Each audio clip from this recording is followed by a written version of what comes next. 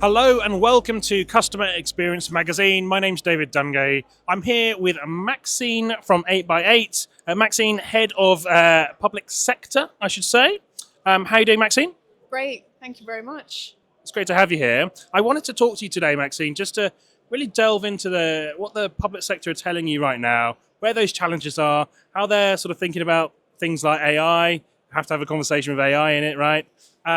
Where should we start? Should we start with some of those big challenges right now? I mean, here in the UK, we've seen some big changes in government level, some big promises, maybe not all have come to fruition. What's your take on the public sector right now and where their big challenges are sort of sitting from a CX perspective?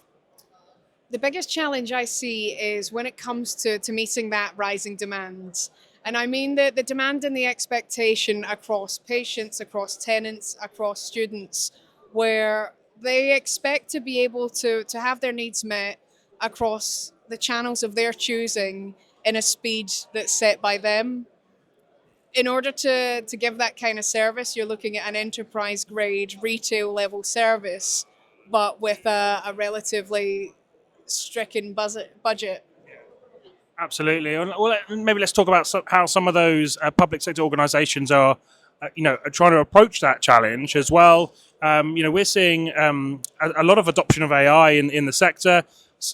Some might say that's even a bit surprising from a sector that's traditionally quite slow moving. Now they're suddenly looking at AI. What's your take on that, and how this sector is kind of onboarding these tools and services? I find it a really interesting concept that there's so much adoption, and in some ways it's almost, I wouldn't say ill conceived, but almost maybe early. We jump towards those things where it appears like AI could speed lots of things up and make the journey easier or frictionless, or drive a lot of self-serve for tenants, for patients, for students and citizens. But actually what it's done, in my opinion, is shone a huge light on where the gaps and the challenges really are. So where you've got siloed systems and where you've got challenging processes that don't all quite line up, it means that the AI bot is almost sat right on top and not quite delivering the value that we expect it to. In fact, I've said it multiple times in multiple conversations where there was this anticipation of about 400 million that was going to be saved in the public sector purely by AI adoption alone, which explains the grabbing onto it with both hands. But it's never really come to fruition. And I think that's because truly we should almost go back to basics. We need to go back to that human journey and understand that real connection and how it really works. And take the effort and the challenge out of that, take the noise away. So deflection is an example. There's lots of people that will suggest we can get great deflection by dropping a bot in. And that's true, but we're not really fully measuring whether that deflection has actually resulted in a positive outcome or whether it's just reduced a little bit of traffic into the contact centre that will come back later in another form. A lot of the times I hear it comes back as complaints. It's a really interesting one. I mean, we were talking off camera a moment ago, and you put it in a really nice way in terms of, some challenges. You likened it to a problem in a person. So someone might have a knee pain, someone might have a foot pain, someone might have a back pain. You take a different painkiller for each of those things, but you need someone who's a professional to tell you which one to take. When it comes to AI, getting the right type of AI, getting those foundations correct, you need someone who understands those problems you mentioned first and foremost, right? So, I mean, how can organisations really adopt that approach and ensure they're on the right footing before they even start? It comes back to, and I'm going to say this a lot when I talk about going back to basics, a lot of the time, individually channels and bots trying to get that value for money in public sector is so important, it's so key. But finding the right one is then challenging because everyone can advertise, everyone can market, everyone tells a great story. And actually, It's the connective tissue, and I know I keep bringing things to medical terms, but it's the connective tissue that we lack.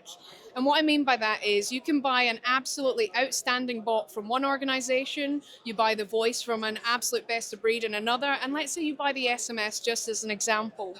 It means that each of those things are outstanding in their own right, but because they don't connect together, you've invested again in more silos. And so you've created another challenge, another pain on top of the pain that already existed, which is where I see it being really, really difficult to then overcome. So tell me, Maxine, what excites you about the public sector over the coming year or two? People are talking about an AI bubble. I'm not sure if that's true or not, but what excites you about the market and the potential for these companies to really deliver better products and services to the people, I guess? What I am really excited about is trying to get foundations in. Something that we're working really hard at 8x8 is to create foundations for the public sector. And what I mean is to get a benchmark in there for what good looks like in every single journey in its own right, and start to create that outline for them to make it easier for them to consume, to use, to measure, to manage all the way through. That's something that I'm really excited at the opportunity that if we get this right as the tech company, we pass that on to the customers that put their trust in us, and then their impact is then on the citizens. So the cost of getting this right, and that the part that I find truly exciting, is the real outcomes for the citizens, not the shiny tech layer and the adoption and the buying of all of that. It's the knowing that landing it correctly and blueprinting what we know looks good at no cost to them allows us to have a true, genuine impact in the communities that we all contribute to. We're all part of this same ecosystem. And so that's something that I've taken as a personal mission to really work with my team, to work with 8x8 as an organization, and to work with their really trusted customers to say, how do we bring it back to keeping that human connection, but how do we make that human connection easier for everyone to enjoy together? How do we make that human connection never go away? I don't want the human connection to go away. I want the self-serve to be the stuff that everyone just needs to kind of get rid of. The where's my bill, the usual kind of stuff. Do I owe this? Do I need that? The day-to-day questions. But the real human connection for the vulnerable to never leave. But for the knowledge, the information, and the effort to be absolutely perfect for the agents to make that work. Maxine, thank you so much for joining me. I look forward to following this mission you're on, and enjoy the rest of the show. Thank you. And thank you for watching. Been watching me, David Dungay, on Customer Experience Magazine.